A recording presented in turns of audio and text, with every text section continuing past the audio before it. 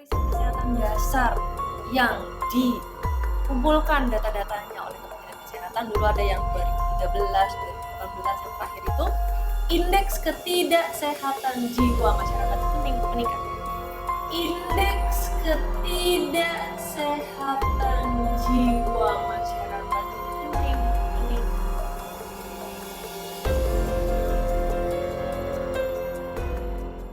Selamat sore teman-teman semua.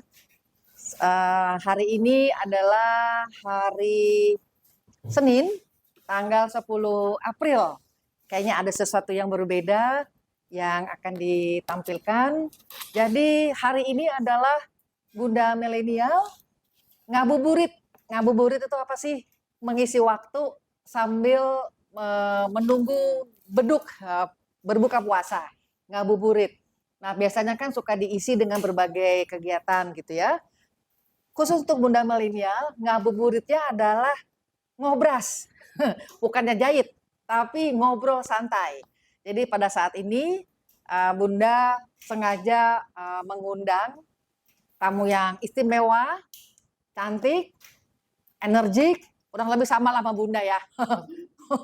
Petakilan juga orangnya.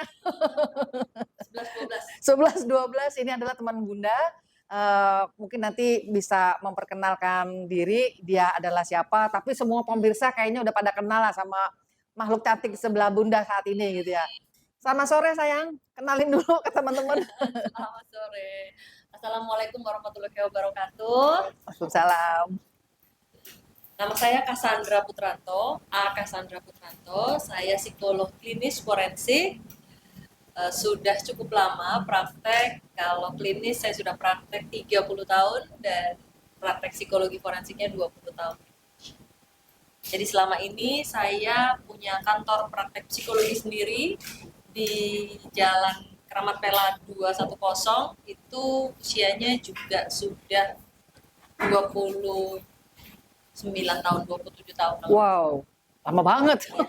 Lama banget. Seiring dengan waktu prakteknya. Oke. Jadi pertama-tama dulu kan emang belum bisa langsung buka praktek gitu ya, tapi terus kemudian setelah beberapa saat baru akhirnya bisa buka praktek sendiri. Jadi saya praktek sebagai psikolog klinisnya 30 tahun, buka praktek di kantor Cassandra itu 27 kalau nggak salah sih, 27 tahun yang lalu. 27 tahun yang lalu. Kita lagi apa tuh?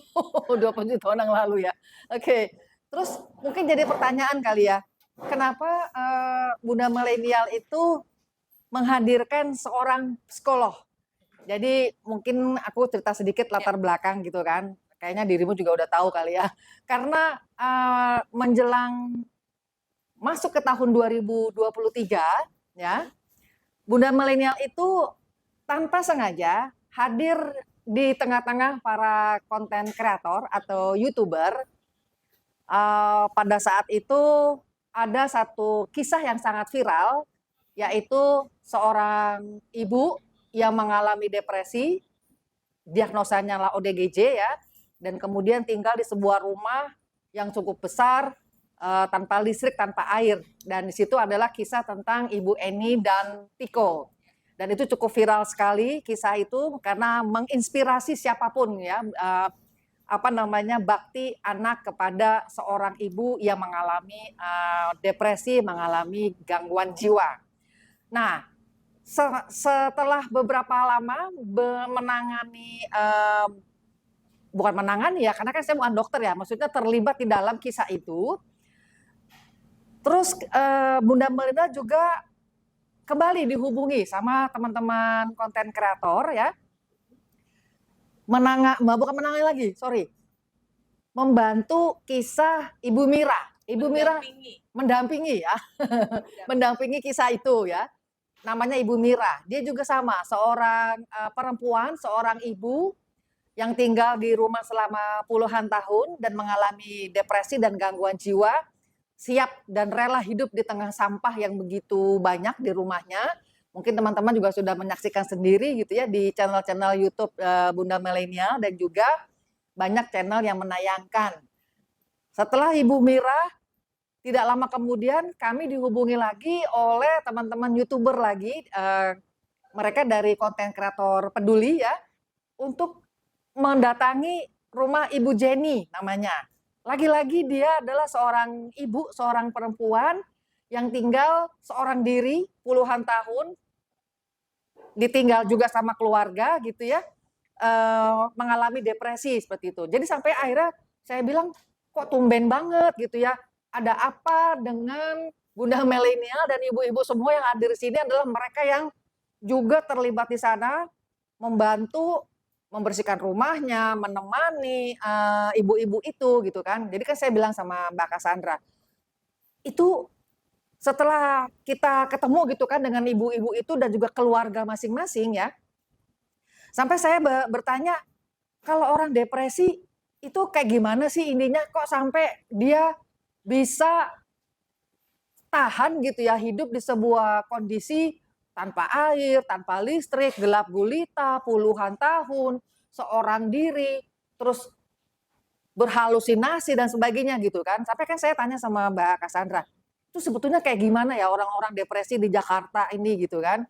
Terus dari segi psikologi, karena kalau di kejiwaan ada dua ya, mungkin nanti Mbak Cassandra bisa jelaskan bedanya ini dan itu. Nah kurang lebih itu introduction-nya. Kami ibu-ibu ini menjadi terlibat gitu kan di kisah-kisah para ibu-ibu perempuan yang mengalami depresi dan ada yang sudah didiagnosa schizophrenia. Nah itu apalagi gitu kan. Kadang-kadang kan dulu orang bilang, ih orgil, orang gila gitu kan. Dulu zaman kita kecil mungkin ya. Tapi setelah itu kan mengalami perubahan penyebutan nama menjadi ODGJ. Nah itu aja sesuatu hal yang kita, oh itu apaan gitu. Kadang kita nggak ngerti ODGJ itu apa gitu kan, gangguan mental, gangguan jiwa yang kayak gimana gitu. Nah makanya di sini sekarang ada pakar psikolog yang akan mungkin ngobrolan sedikit lah sama kita. Kurang gitu gitulah Mbak Cassandra. Mungkin bisa ada yang disampaikan ke teman-teman. Ya, jadi memang kalau kita melihat fenomena ini, sebenarnya terkait juga dengan data riset kesehatan dasar yang dibuat oleh Kementerian Kesehatan. Jadi pada dasarnya kita sebagai manusia bisa berfungsi secara maksimal, bisa menjadi bunda milenial, bisa menjadi tokoh konten kreator, bisa menjadi seorang psikolog, bisa menjadi tukang parkir, kasir, dan lain sebagainya. Ini adalah kehidupan kita.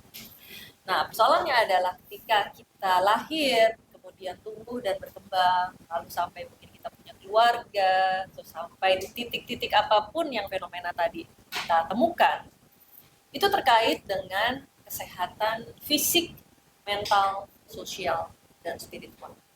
Dan ini juga sesuai dengan World Health Organization yang menyatakan bahwa kesehatan itu sehat itu harus lengkap.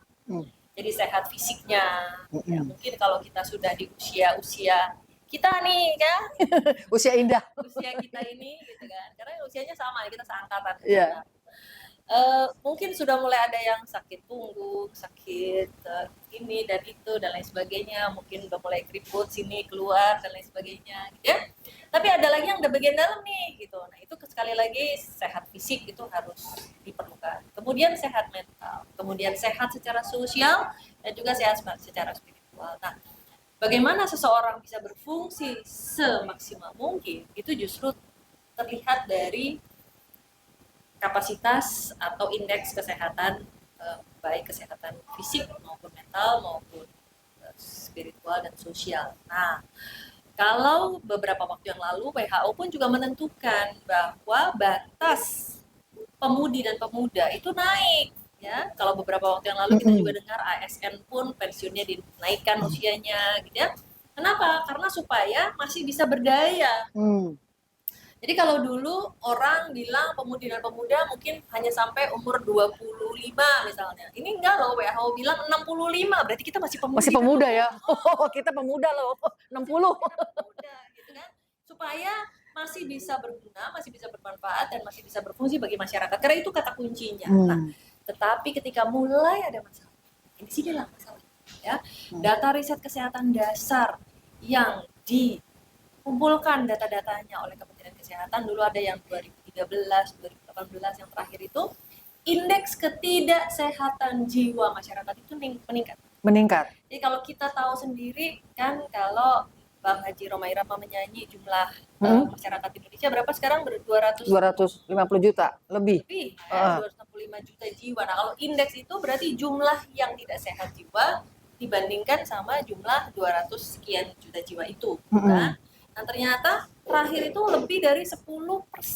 10% dari penduduk Indonesia tuh ya. Betul, betul. Nah, jangankan soal kesehatan Fisik. fisik yang kita juga ketahui seringkali menjadi polemik bahwa akses, mungkin kualitas, fasilitas, kenapa juga yang masih pergi ke luar negeri misalnya. Jadi kita bicara tentang akses dan fasilitas kesehatan fisik, mental, sosial, spiritual tentu saja. Nah, persoalannya adalah dengan meningkatnya ke indeks ketidaksehatan jiwa itu tadi, berarti lebih banyak orang-orang dan mereka tersebar di seluruh Indonesia. Oke. Nah, jangankan tadi di kota besar, bagaimana dengan di kota kecil, Kota kecil ya. kecil yang mungkin tinggal sendirian, begitu kan? Nah, ini yang jadi akhirnya potret yang membuat kita terhenyak.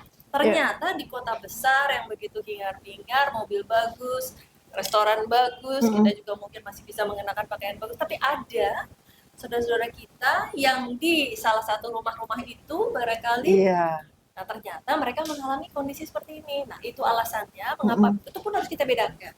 Kalau dalam indeks ketidaksehatan jiwa itu memang kita bedakan antara dua yang besar ya, mulai gangguan psikotik yang tadi disebut dengan schizophrenia itu atau gangguan mental emosional. Nah, gangguan mental emosional itu jenisnya juga banyak sekali gitu. Depresi hanya salah satunya. Ada gangguan cemas, kayak tadi mungkin menumpuk, banyak sampah. Itu ada karakteristik sendiri-sendiri juga.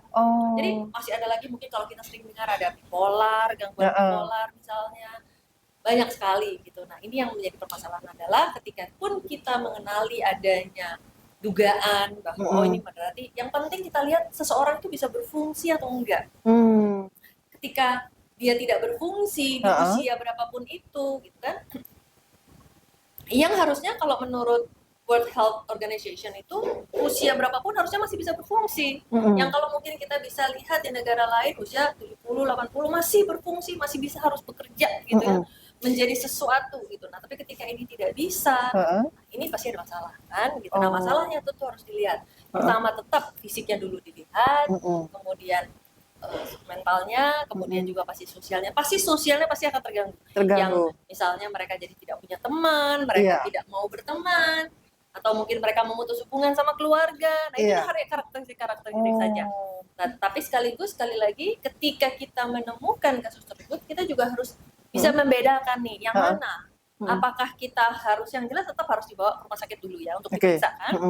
Tapi yang jelas Psikiater itu berarti ya. Nah, ya, yang jelas kan pemeriksaan fisik dulu nih dari sisi dokter umum gitu ya, untuk melihat apakah memang ada fungsi-fungsi yang terganggu.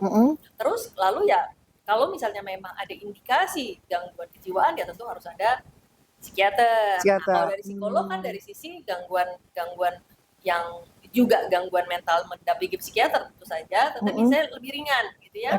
Karena apa? Bedanya adalah kalau psikiater kan pasti harus minum obat. Kalau ternyata dia harus minum obat, terutama yang kayak misalnya ketika dia itu sudah melakukan perbuatan-perbuatan yang bisa merugikan orang lain dan dirinya sendiri biasanya. Ya, misalnya ya mungkin nanti dia terjun dari apa dan lain sebagainya, itu yang harus kita antisipasi nih. Jadi kita ketika kita melihat, kita juga jangan langsung merangsek gitu masuk ke dalam, itu kita harus hati-hati. Ya, karena ada yang mungkin bisa mengamuk, ada yang bisa menangis, ada segala macam. Jadi kita memang harus betul-betul hati-hati, dan kalau perlu pada saat kita masuk itu kita bawa tim udah lengkap. Ya, jadi ada tim medisnya, ada tim psikologinya. Nah, kembali lagi ya, tentu saja saya ketika diajak untuk membahas masalah ini, gitu ya, memang ini kan sebagai psikolog itu dan sebagai tenaga kesehatan tentu saja kami ada bagian dari pengabdian sosial.